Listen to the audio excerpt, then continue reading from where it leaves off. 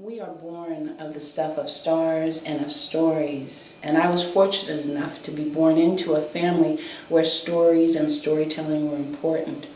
Even before I was born, I had probably heard stories. The stories of elders and ancestors that connected me far beyond my nuclear family to that greater family that is a part of the cosmology of all of us. We need the truths of stories. I didn't say the reality. The truths are those deeper connections that we may not even understand that we need. What people call mythology actually begins with a Greek word that means story or word. And we need that. It is communication and connection within ourselves and beyond ourselves, right on around the earth and to the universe. And when we cannot find deep, strong connections that are powerful enough to help us through our day-to-day lives within our own families, if we know the truths of the mythologies, then we are connected. We are more settled. We're more comfortable. And in times of chaos, we don't panic because we know that chaos is a part of that cycle of transformation from which we regenerate, from which regenerates the earth.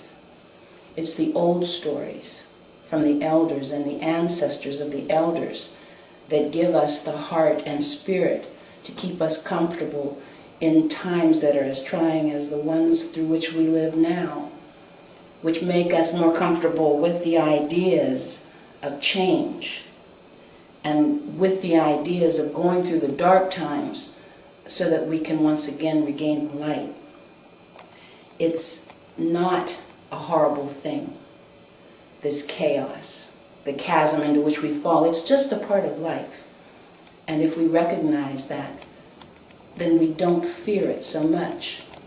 We realize that we are made of the same stuff as that chaos, from which comes our creativity, our organization and restructuring within ourselves, our communication and our connection beyond ourselves to others. And we have to be willing to go through the dark times in order to find it.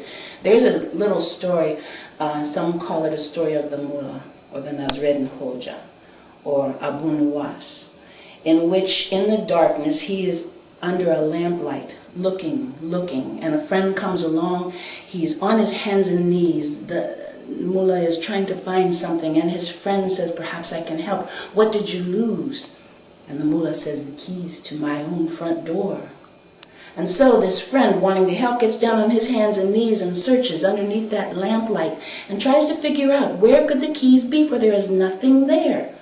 And he says again to the Mullah, "Are you sure you dropped your keys here?"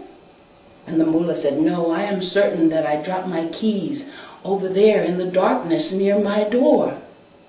And his friend asked, "Well, then why are we looking underneath this lamplight?"